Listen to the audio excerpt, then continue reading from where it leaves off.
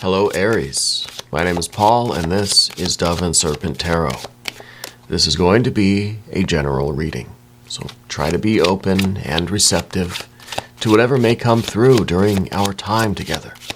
I am merely the messenger, and I ask that you connect directly with each of these cards and use your own intuition to take you beyond the details that I might provide.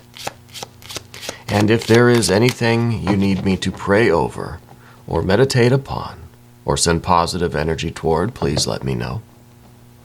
And remember, Aries, that the most important part of any tarot reading is you. And, wow, 9 of Pentacles, success, gain. A lot is coming in. You're going to be able to really see the signs of progress here. This is really good energy. This is some Venus in Virgo energy, right? This is gain. This is about really seeing the progress. And it's exactly what you want to see, right? Everything you desire, I feel like, is manifesting. It's kind of the Midas touch here, right? Everything is kind of turning to gold. Everything that you partake in is really going to succeed and progress. This is nice energy. This is amazing success. Let's see how it's going to happen, though, okay?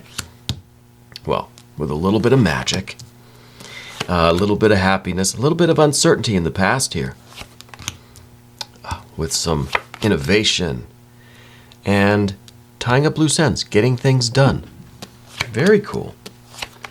Very lovely energy here. We've got our challenges, right? We've got a little 8 of Cups. We've got a little moon energy here. That's all right. That's all right. We get to do some fun stuff today because we have the moon card. We get to do a divine doorway. Because we have the Fool and the Magus, we have 0 and 1 here, right? We've got our kind of our very basic building blocks, our 0 and our 1. We get to do an Jing reading as well. So this is going to be a fun one. Let's select the mystery card, bonus card, confirmation card. This is one random card from the Smith-Waite Tarot. We will set it down over here. We'll put Alien, Simon, Mork, Ripley right there on top of that card. Now, we're not going to look at that card until the very end. You have to stick around to see how that might tie everything together. Okay? But if at any point during the reading you get an idea, a sense, a feeling of that card and what that energy is, I want you to put your prediction in the comments section. I'm trying to see if we can collectively raise our vibrations, tap into spirit, tap into source, invoke our own intuition, and start discerning this mystery card together, right? But first, let's look around the room. We've got major, major, major, major. We got a lot of major arcana here. And this is pretty nice. We've got a little bit of fire. We definitely have some water. We've got some air here at the end, which is very interesting to get this at the end, right? And then of course we've got some good earth energy with the 9 and with the 6 of Pentacles here. Okay. The first thing that I'm going to say, because the 6 of Pentacles is in the position of where it is, of what we don't want, the obstacle here, I think that this is telling me that you should focus on cooperation. That, I think, is going to be a big step, a big factor in this 9, this success, this gain, this Midas touch, right? You've got to be open to cooperation, collaboration. It's going to have to be a team effort, a little bit at least, right? At least don't reject the idea of teamwork here, of cooperation, right? 6 of Pentacles in the position of what you kind of don't want. But we need that, okay? Now, we've got that 9 of Pentacles. This is what we got, a 9 of Cups and a 9 of Pentacles. And this is really finding the deepest satisfaction and happiness in the success that we're achieving. The progress we're making, it's going to feel really, really good.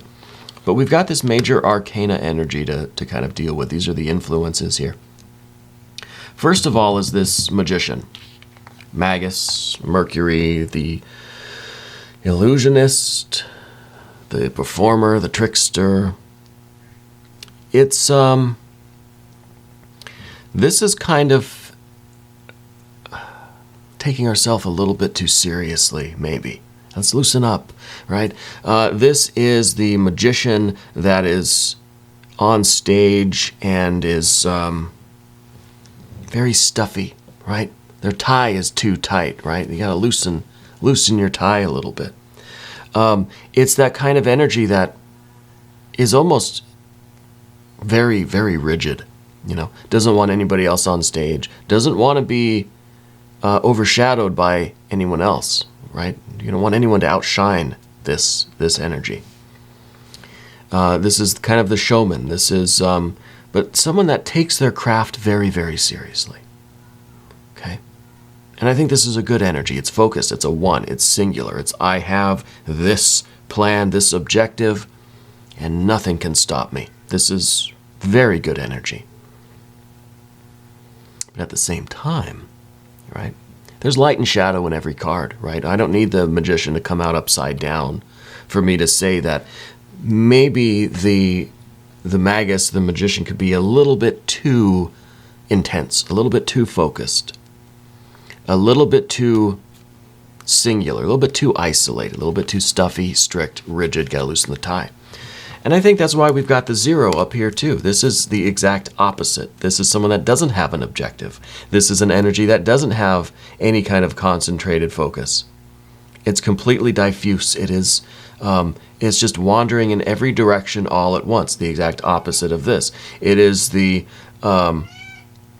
field and it is the perception, right? It is the universe and it is the point event in time and space. It is the 0 and the 1. It is the circle with the point in the middle. And these two together, I think, make a pretty awesome team, even though they seem opposite, right? It's kind of a pinky in the brain kind of situation. But we need that. We need to be able to see ourselves objectively sometimes. We need to be able to see kind of, you know, what we're doing. We need to be able to laugh at ourselves, right? It's okay to be silly sometimes. It's okay to have a couple of toys on your desk or whatever and have silly little games when you're trying to do serious work. We need that blending, right? You look at any of the Taoists or the Zen monks and stuff, they're probably the most humorous people you'd ever meet because they don't take things too seriously. There's this intuitive understanding that yes, we're all suffering.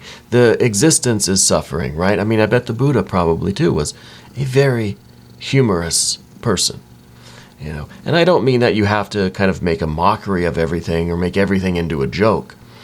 We need to loosen up a little bit and kind of go with the flow a little bit, like this Fool energy. And I think if we can blend this together, we'll have a better time getting the success that to continue this 9 of Pentacles, right? So this is kind of the idea with the Fool, is bringing a little bit more joy, a little bit more frivolity into our serious business, right? And we need to be serious. We need these two. You have to learn and grow, and you have to be focused. You have to understand. You have to apply your knowledge. You have to try to distill your knowledge into wisdom, right? So that you know what you're doing and you can do it.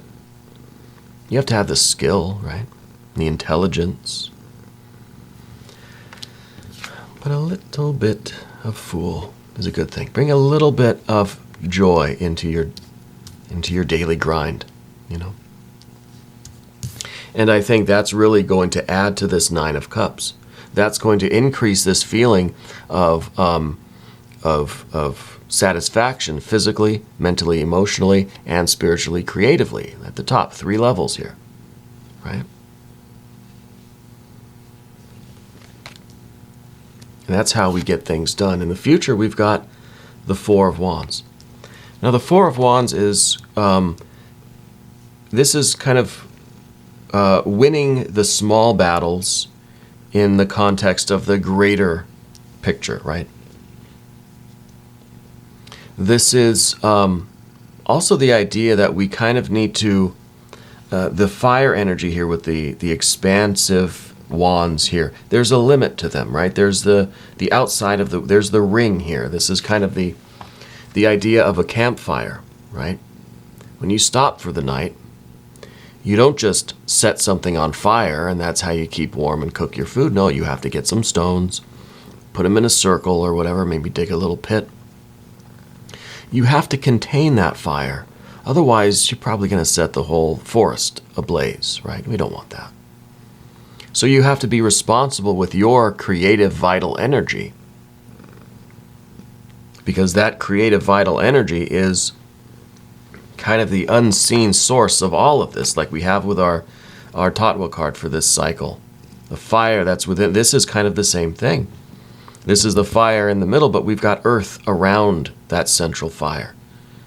Not only to contain it, we're not trying to put a limit on it, but by giving it some kind of a boundary, it's able to be stronger, right? Maybe it's more concentrated, right? So we're not releasing our effort into every direction. We don't want to go completely fool, right? The fool is just into everything all the time, doesn't really accomplish anything, but it's gaining a lot of experience, having a lot of fun, and just being free, being expansive and open in every direction.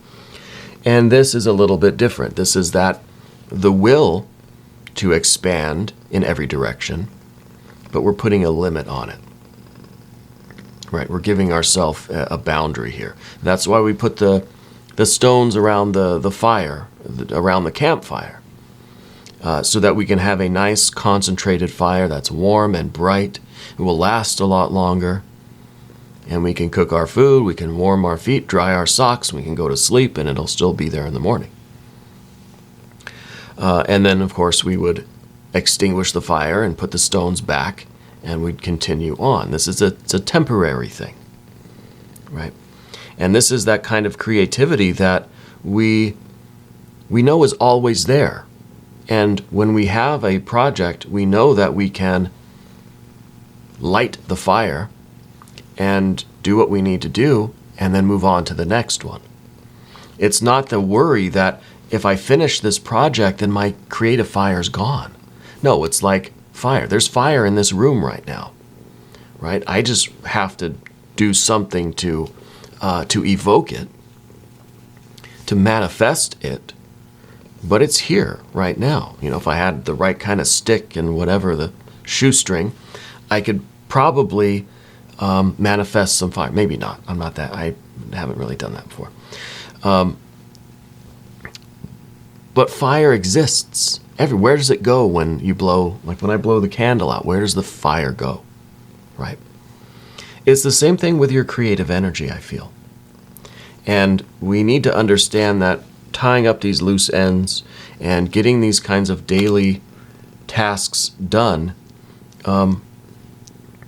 is doing a lot to reinforce and to concentrate and to strengthen your creativity, your ambition, right? And it's not a waste, right? Let's see. We talked about the Nine of Cups a little bit. So anyway, with the Four, this is kind of telling me that it's a smarter use of our resources, for one thing, right? It's having a structure and a boundary to how much this is trying to expand. Setting a limit, making a bit of a budget here. And in the past, we have the moon energy here, and we're going to have to do our I Ching card and our divine doorway. The moon card really was a big event that happened in your life recently that I think opened this up. I think we were existing back here in this kind of dark landscape. We didn't quite know what the future was going to hold. Well, surprise, this is it, and it's amazing.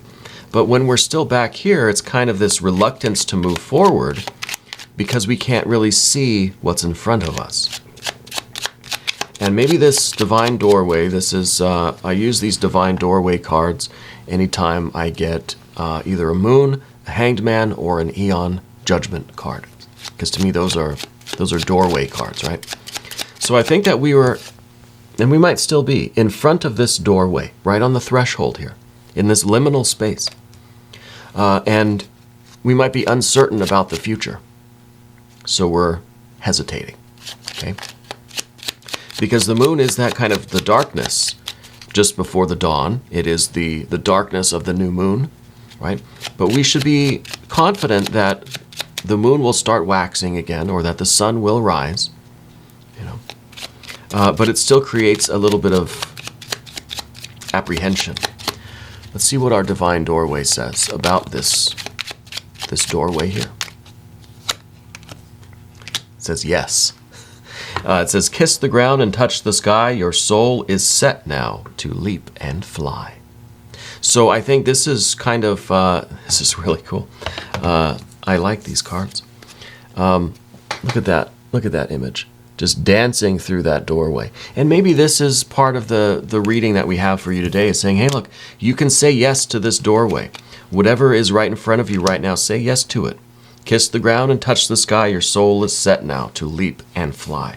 Well, leap and fly. It's kind of what we're doing with this Fool energy, right? We're not leaping and flying so far away that we get lost in the atmosphere.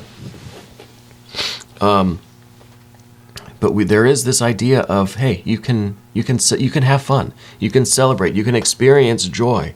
You can let yourself feel this happiness that's kind of going to start bubbling up inside of you, right? And the answer is yes. The answer is yes for this doorway. And now it's very interesting to me as well that we have this Fool up here and we have the Ace of Swords up here. So as much as this Fool wants to fly and expand and experience everything, right? And it's almost that you have so much joy and so much excitement from this progress that we're making, from this success, that you want to just soar into the atmosphere. Your head wants to be in the clouds, right? But maybe up in those clouds, we're gonna find our sword in the stone kind of thing. We're gonna find our sword in the sky, basically. We're gonna have this enlightenment. We're gonna have this maybe recommitment to our path.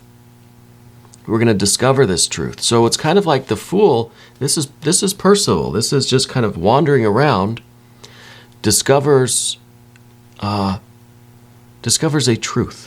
Right? And I know it's King Arthur with the sword and the stone. I'm kind of mixing myths here. I'm in the same realm, at least. But it's kind of now that Percival finds a purpose, right? Finds a destiny, finds the quest meant for them. You know, isn't just the kind of innocent fool wandering around, now has discovered a truth, has realized their quest. It's very interesting that we have these two cards in the position where they are. They're both above everything. Kind of like the goal of the path of the dove is to bring this Fool energy. The goal of the path of the serpent is to now take that Fool energy and combine it with this purpose, with this truth, with this will, with this enlightenment. Very interesting. Very, very cool. We do see, maybe right now there's a little bit of this Eight of Cups. I almost wish this was reversed, because I'm feeling with this Eight of Cups that this is a previous state before this moon energy, maybe, or during this moon energy, where we're kind of feeling more and more pessimistic, right? It could be that you are still looking at this doorway and maybe you were thinking, yeah, I can maybe do that. As time goes on, the more you hesitate, the more you start to think, no, maybe it's not meant for me, right? So I think we need this yes. We need this doorway confirmation before this water drains too far out, right? And interesting that we have, because to me this is kind of a corruption of our optimism. This is a corruption of our good feelings. It's a corruption of a Nine of Cups. fulfillment, satisfaction, physical, mental, emotional, creative, spiritual. This is the corruption of that. This is when your beautiful banquet starts to rot and decay. Well, the I Ching card for this cycle of readings is corruption. Fixing what is broken, right? And if our cup is draining, if we're looking at our cup as being half empty, and there's a crack in it and our water is draining away, we need to repair this and fill these cups back up so we get our 9 of cups back. Okay. So I say that maybe we're losing heart, right? We need to fix that. And I think taking advantage of whatever this opportunity is, whatever this big change that's kind of right there in front of you, could be that you've already walked past the threshold, could be that you're right on the threshold right now. Yeah. And hopefully seeing these cards on the path of the dove will give you confirmation, as does our divine doorway, to say, yes, this is going to be a good move. Whatever this big decision is, this big change, let's do it. It's going to be very nice. There is a commitment involved. Next card is the Justice or Adjustment card. This is some Libra energy. And this is in the position of your environment. So it seems to me another indication that we might have to consider a collaboration. I saw the 6 of Pentacles here in the position of what you don't want, what the obstacle is. Maybe it's difficult for you to kind of to share this with others, or to connect with others, or to collaborate. You know, I kind of feel like you're a solo flyer here.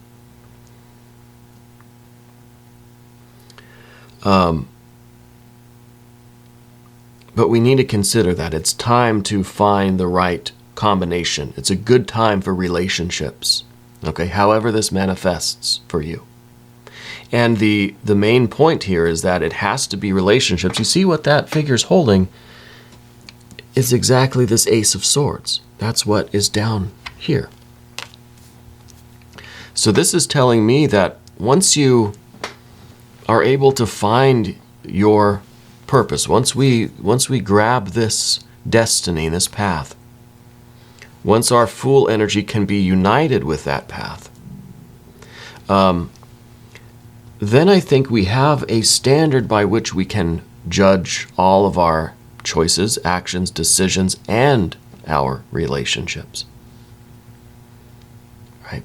So it is a good time for relationships, and then once we get up here to the Ace of Swords and we have this unified will, we know exactly where we're going, we have this enlightened kind of gnosis or understanding of our path, then we can travel back down and evaluate our relationships and make sure that who we're connecting with, who we're collaborating with, who we are joining forces with, who we have relationships with, has the same, if at least a very similar goal or purpose. And everybody's on the same page. Yeah. This is the standard of your personal truth by which you have to judge everything. Right? So if you find that there are relationships that you have with people, places, things, or whatever, habits, patterns, we need to restore the balance. We need to repair the corruption that might be infecting our happiness right now, right? So we've got this Libra energy. And now I did say we were going to do an I Ching reading for the Fool and the Magus here. So let's see what wisdom the E has for us, for these two. And these two, they're kind of like siblings, right? One is very serious, one is very carefree. And together they might really complement each other in such a way that the success is really, really unlimited, right? We kind of need both of these energies. 59, dispersing. Creating success. With the king's presence there is a temple. Fruitful to cross the great river. Constancy bears fruit. And on the back, the hexagrams text says, definitions, dividing lines, established patterns of life and thought. All these can be dispersed and revealed as an illusion. See, that's kind of now we're kind of dispersing with all of this rigidity that we saw with the Magician card. Right? All of this stuffy, strict, your tie's too tight. We can disperse with all of that. Maybe not all. Let's find out. Center your inner authority and let your decisions flow from the essential underlying source holding everything together. That's when the Fool, we disperse and we find that center. We find that source. This is that essential underlying energy. Right? This is that inner authority now. The Fool, right? Parsifal finds their destiny, their quest. And then you let your decisions flow from this essential partnership. And that's kind of where we were talking about with this Libra energy. The dissolution of old forms releases energy into new purpose and direction. Where and how can you be less rigid? As energy and vitality is liberated from old boundaries, where will it go? It's going here. It's going into this, what we said with the Four of Wands. We need boundaries, right? We're not dispersing with everything. We're dispersing with what has been corrupted, what isn't working anymore. We still need boundaries. But as energy and vitality is liberated from old boundaries, where will it go? This is where it's going. What are we putting this effort into? And it needs to have a budget, right? It needs to have a structure to it. Very interesting. The I Ching never disappoints. Now let's take a look at this mystery card, though. And this is the point of the reading where I want you to try to connect with these energies, and let's see if we can discern this card together, okay? You can pause the video if you want. I will try to come up with my answer. Put your predictions in the comments section. Okay, well, I kind of feel like it's I kind of feel a Knight of Pentacles.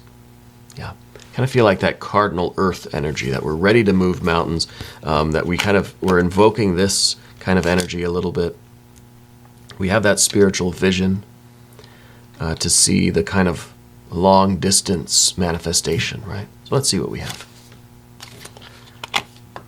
It's similar. It's a Two of Wands.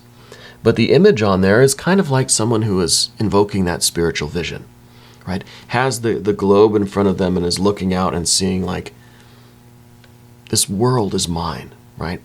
That I can do kind of anything that I put my will toward. Right? So this is kind of a decision that needs to be made, because there are two wands here. But as you notice, the figure is only holding one of them.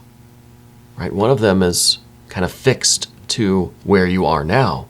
The other one is moving into the future. The other one is what this figure is going to take with them. Right? It's like they're holding a map, but it's like a 3D map, right? Maybe 4D or 5D or whatever. So I feel like there is a choice of taking your life to the next level, right? You're solid where you are, but you have more aspiration. You have higher goals. You have more that you need to do. So this is the decision, I think, really, about this doorway in the past, and it was a yes. So I think the Two of Wands is a very appropriate card right now. This is kind of a card that is asking you even about this Four of Wands. It's Two of Wands, Four of Wands. What are the boundaries that you're creating, right? How far out are you extending your reach, your aspiration? You have goals. Let's aim high, you know? Let's extend our reach, not limit us. We still need boundaries. We're not dispersing with every boundary. You have to know where you're reaching. But we can push that boundary pretty far out, right? This is the card that asks those questions. We are going to do an extended reading too. If you want to stick around, click either above or below. In the video description, new readings for Aries every Monday and Friday. 6 a.m. Chicago time. Subscribe to the channel. hit the notification bell so you don't miss the next one. I want to thank you for watching these readings all the way through until the end. It really helps out the channel and the algorithm and all that kind of weird stuff. Aries, I want you to remember that you're the most important part of Dove and Serpent Tarot. I thank you and I love you, and we are all in this together.